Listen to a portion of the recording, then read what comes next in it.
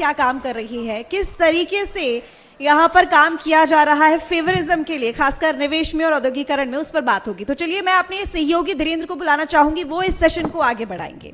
Over to you Dhirendra. बहुत बहुत शुक्रिया रुति, आपका सेशन को आगे बढ़ाते हैं। विनीत जी, आपका बहुत बहुत स्वागत है न्यूज स्टेट के मंच पर, और साथ ही साथ माधव सूरी जी, आपका भी बहुत बहुत स्वागत है। विनीत जी, सबसे पहला सवाल आपसे यह है कि प्रदेश में इस वक्त उद्योग को लेकर, व्यापार को लेकर क्या माहौल है, क्योंकि आप उद्योग से भी जुड़े हुए हैं, समाज सेवा से भी जुड़े हुए हैं, तो ऐसे में प्रदेश में किस तरह का माहौल है उद्योग को लेकर, और सरकार की तरफ से किस तरह की हेल्प आपको मिलती है? देखिए, आजकल खास तौर से देश में तो जो माहौल है ही, उत्तर प्रदेश में जो माहौल है निवेश का, बहुत ही अच्छा माहौल है। इधर सरकार ने अपनी नीतियों से और मोदी जी की नीतियों से जो निवेश बढ़ाया है, पूरी दुनिया में जो एक उन्होंने अपनी पोजीशन हिंदुस्तान की बनाई है, उससे सब लोगों के मन में, पूरे दुनिया के मन में निवेश करने की, इंडिया में करने का मन हुआ है। हमारा मुरादाबाद एक्सपोर्ट के मामले में, हैंडीक्राफ्ट के एक्सपोर्ट के मामले में नंबर 1 पर आता है। यहाँ के जो हुनर के लोग हैं, वो अपनी हुनर से, इसकी पहचान आज की नहीं है, इसकी पहचान बहुत पुरानी पहचान है। उस पहचान को अभी तक भी उजागर होती आई थी, लेकिन आज के माहौल में जो एक्सपोर्ट की सिचुएशन बनी है, अभी तक क्या था कि चीन से, चाइना से बहुत बड़ा कंपटीशन होता था हमारे मुरादाबाद का। मोदी जी की नीतियों की वजह से उन्होंने वर्ल्ड के पटल पर चाइना को थोड़ा अलग थलग किया, और जो वर्ल्ड में जो भी माल को खरीदने वाले लोग थे, उनका ध्यान इंडिया की तरफ बढ़ा है।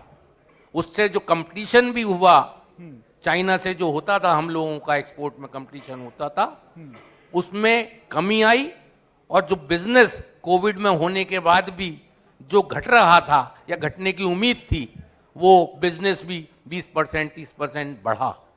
तो ये मोदी जी की नीतियों का ही वजह है, जो निवेश में भी बढ़ोतरी हुई और एक्सपोर्ट में भी बढ़ोतरी हुई। यानी कि मेक इन इंडिया का बेनिफिट कहीं ना कहीं उद्योग जगत को भी मिलता हुआ दिखाई दे रहा है। माधव सूरी जी, आपसे मेरा सवाल है, निर्यात की स्थिति के बारे में अगर बात करें तो फिलहाल अभी क्या कुछ स्थिति प्रदेश की और मुरादाबाद शहर की भी निर्यात को लेकर? स्थिति इस समय एक्सपोर्ट की काफ़ी मतलब लो ही समझिए आप, बिकॉज जब से वॉर्स शुरू हुई हैं तो हमारी वैसे ही बिजनेसेस बहुत डाउन हो गए हैं, प्लस वॉर्स के बाद काफ़ी चीज़ें हो गई थी, तो इसलिए बिजनेस तो अभी बहुत स्लो है।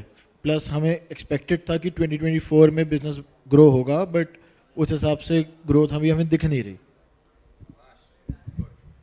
विनीत जी, सवाल मेरा ये कि प्रदेश सरकार की तरफ से लगातार निवेश को बढ़ावा देने के लिए ग्राउंड ब्रेकिंग सेरेमनी की जा रही है। अभी लखनऊ में भी 3 दिन का सेशन चला था, जिसमें प्रधानमंत्री मोदी खुद आए थे।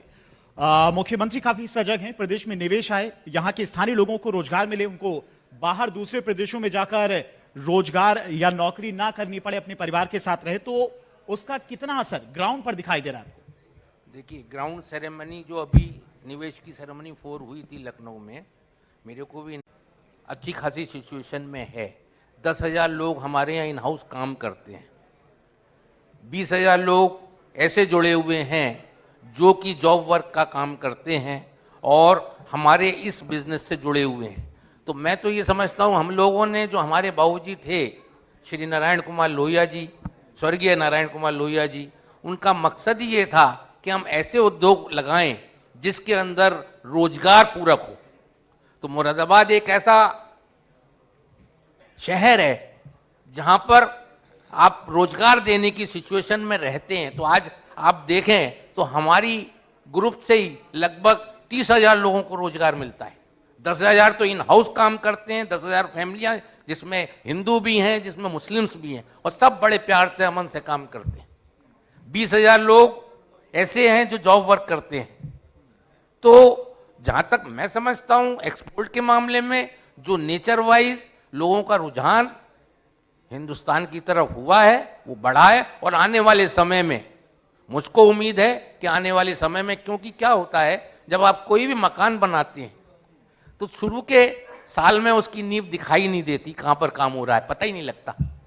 लेकिन चूंकि जब नींव मजबूत होती है तो जब वो धरातल पे आ जाती है तो उसमें भी समय लगता है। जब बिल्डिंग ऊपर उसके बाद उठती है तब उसका पता लगता है कि हाँ ये काम हो रहा है, बिल्डिंग बन रही है। और जब समय तो जो हमारे ये 10 साल सरकार के निकले हैं उसके अंदर पूरी नींव बन चुकी है, नींव के ऊपर आने का काम हो चुका है, अब बिल्डिंग बननी बाकी है, जो मैं समझता हूं आने वाले 5 सालों में वो बिल्डिंग तैयार होगी बनके और बहुत यानी अच्छा कि माहौल। ग्राउंड पर काफी ज्यादा काम हो रहा है, बड़ी बड़ी फैक्ट्रियां लग रही हैं, लोगों को रोजगार मिलने भी अब शुरू हो गए। माधुसूरी जी आपसे मेरा सवाल है, चूंकि निवेश बड़े स्तर पर प्रदेश में हो रहा है, बड़ी बड़ी फैक्ट्रियां लग रही हैं, कल ही अशोक लेलैंड की तरफ से लखनऊ में इलेक्ट्रिक वहां पर कार का निर्माण किया जाएगा, ट्रक का निर्माण किया जाएगा, उसका भूमि पूजन किया गया है। लेकिन बाजार की बात करें, बाजार में फेयर की बात करें तो फेयर की क्या कुछ स्थिति इस वक्त? फेयर देखिए, फेयर तो ठीक थी बट एज पर एक्सपेक्टेड नहीं रही, बिकॉज वही अगेन वॉर्स के चक्कर में बायर्स थोड़ा घबराते आने से। सो बायर्स आए, फुटफॉल रहा, बट अब देखिए थिंग्स टेक टाइम, तो अब देखते हैं क्या होता है। युवाओं की क्या कुछ भूमिका हो सकती है प्रदेश की तरक्की में? वही है कि लाइक जैसे EPCH की तरफ से हमारा फेयर कराया जाता है तो उन्होंने तो खूब मेहनत करी, अब यही है कि और बायर्स को खोजा जाए और उनको इनवाइट करा जाए, उनके लिए चीज़ें बढ़ाई जाए आगे, जिससे कि वो लोगों का फुटफॉल बढ़े। विनीत जी अगला सवाल मेरा आपसे है, चूंकि आप लोहिया ग्रुप के साथ साथ समाज सेवा से भी जुड़े हुए हैं, तो समाज सेवा में क्या भूमिका आपकी रहती है, किस तरह से लोगों की सेवा करते हैं आप? जैसा मैंने आपको बताया, हमारा मेन एम उद्योग का भी खाली उद्योग लगाना नहीं है, उसके अंदर जो जुड़ा हुई चीज़ है वो है समाज सेवा। समाज सेवा का मतलब भी होता है कि आप जितना ज़्यादा रोजगार देंगे वो एक तरह से समाज सेवा ही है। ये तो है उद्योग की बात, लेकिन हम लोग अभी पूरे देश के अंदर 1 लाख एकल विद्यालय चलाते हैं। हमारी संस्था एकल अभियान के थ्रू हम लोग 1 लाख पूरे विद्यालय जो है कन्याकुमारी से लेकर जम्मू कश्मीर तक चलाते हैं। किसी तरह का उन एकल विद्यालय में किसी भी तरह का कोई भेदभाव किसी भी तरह का नहीं होता है।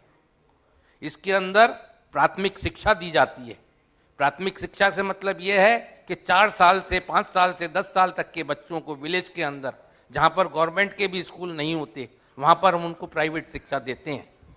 और वो लोग इतने एक्सपर्ट हैं, इतना दिमाग है उन लोगों के अंदर कि वो शहरी लोगों से ज़्यादा समझदार हैं। आज आप उनके हमारे वनवासी कार्यक्रम होते हैं, हम वनों में उन आदिवासी क्षेत्रों में जाते हैं, उन स्कूलों को देखते हैं और वहाँ पर वो लोग उनसे आप 27 का पहाड़ा पढ़ सुन लीजिए, वो 27 का पहाड़ा भी ऐसे बताएंगे उंगलियों पे करके कि 27 कम 1 और दूनी 54। तो यहाँ के बच्चे बल्कि उसको आपके कैलकुलेटर से देखते हैं। तो ये एक फर्क आया है। 1 लाख विद्यालय पूरे देश के अंदर, 6 लाख विद्यालय हैं, 6 लाख गांव हैं हमारे पूरे देश के अंदर, जिसमें से 1 लाख को हमने कवर कर रखा है। 1,07,000 विद्यालय हमारे एकल अभियान के थ्रू चलते हैं, जो हमारा कार्यक्रम पूरे देश के अंदर होता है। इसके अलावा हमारी एकल ग्रामोत्थान योजना है, जिसके अंदर हम किसानों को अपनी योजना के अंतर्गत ये बताते हैं कि आपकी इनकम कैसे 50,000 रुपये हो। उसके लिए हम उनको जैविक खेती के लिए उत्साहित करते हैं और बताते हैं कैसे केंचुआ खाद आप बनाइए। वो 8 रुपये किलो बिकती है केंचुआ खाद बनाने के बाद। हम उनको बताते हैं कैसे एक ही समय में 3-3 फसलें आप उगा सकते हैं। किस तरह से आप जमीन के नीचे हल्दी लगाइए ताकि वो हल्दी की फसल होगी, उसके ऊपर आप धान या जो भी गेहूं या चावल जो भी आपको करना है वो आप कीजिए। यानी कि लोहिया ग्रुप समाज सेवा में एक बड़ी भूमिका निभा रहा है, किसानों की भी मदद कर रहा है, तमाम बड़े बड़े समाज सेवा के काम कर रहा है। माधुसूरी जी मेरा एक सवाल आपसे है कि SIZ में फैक्ट्री डेवलपमेंट में क्या कुछ फायदे हो सकते हैं? सर मेरी फैक्ट्री SEZ में है तो उसमें बहुत फ़ायदे हैं। जैसे हम लोगों का जो भी रॉ मटेरियल प्रोक्योरमेंट होता है या जो भी चीज़ हम लेते हैं वो सब हमें एक तो टैक्स फ्री मिलती हैं, प्लस जैसे बाकी मैंने देखा है कि जैसे फैक्ट्रीज बाहर हैं तो बहुत डिस्टर्बिंग लेबर आती है, डिस्टर्बिंग लोग आते हैं जिनसे हम नहीं मिलना चाहते। SEZ में इन चीज़ों से बहुत फ़ायदे हैं, प्लस अपना पोल्यूशन वल्यूशन चीज़ें सारी जो होती हैं वो सब SEZ में कवर्ड है। सो SEZ बहुत आगे बढ़ रहा है, बहुत तेज़ी से बढ़ रहा है, बहुत फैक्ट्रीज उन्होंने वहाँ पे लगा ली हैं। So hope for the best. Vineet ji एक आखिरी सवाल आपसे है कि प्रदेश सरकार लगातार चाहती कि यूपी 1 ट्रिलियन इकोनॉमी की अर्थव्यवस्था बने, यानी कि देश में एक बड़ी भूमिका उत्तर प्रदेश की हो। लगातार उस पर काम भी किया जा रहा है, निवेश भी आ रहे हैं, बड़े बड़े MOU भी साइन हो रहे हैं और मुख्यमंत्री लगातार खुद ब्रांडिंग कर रहे हैं यूपी की, विदेशों में जाकर रोड शो कर रहे हैं उनके कैबिनेट के मिनिस्टर्स। तो उसका आने वाले समय में कितना फायदा उत्तर प्रदेश की जनता को आप देख पा रहे हैं मिलेगा? देखिए, मोदी जी का 5 ट्रिलियन का सपना 2024 का था, योगी जी का सपना 1 ट्रिलियन का है।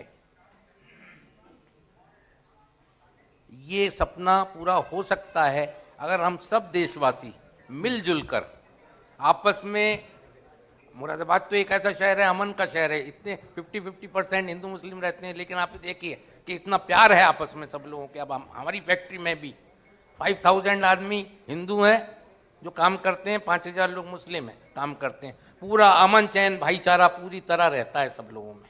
तो अगर हम सब लोग मिलजुल कर इस देश को के भविष्य को अच्छा बनाने की कोशिश करें और इस उत्तर प्रदेश को 1 ट्रिलियन तक ले जाने का जो लक्ष्य सरकार द्वारा रखा गया है, ये पूरा किसके द्वारा होगा? हमारे और आपके द्वारा होगा। इसमें हमको 2 बातें करनी पड़ेंगी। हमको अपने उद्योग को तो बढ़ाना ही पड़ेगा, हमको रोजगार तो देना ही पड़ेगा, हमको किसानों की आय तो बढ़ानी ही पड़ेगी, लेकिन साथ में हमको इसके अंदर जो विदेशी उत्पाद जो इंपोर्ट होते हैं उसको कम करना पड़ेगा, हमको विदेशी चीजों का यूज कम करना पड़ेगा ताकि वो चीजें हिंदुस्तान के अंदर ही यानी बने। कि सभी की सहभागिता इसमें जरूरी है उत्तर प्रदेश को उत्तम प्रदेश बनाने में।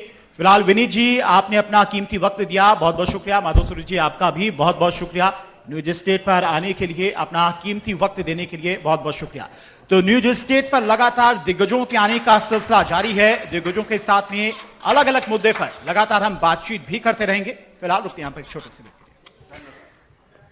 बहुत शुक्रिया आप दोनों का, विनीत जी और माधव जी। आप दोनों ने बताया कि यहाँ पर किस तरह का माहौल है औद्योगिकरण के लिए, उद्योगों के लिए, निवेश के लिए, और वाकई जो सरकार कह रही है क्या वो कर पा रही है या फिर नहीं, और किस तरीके से काम कर रही है। क्योंकि लगातार ये कहा जा रहा है कि नीतियों पर काम हो रहा है। अभी हाल ही में ब्रेकिंग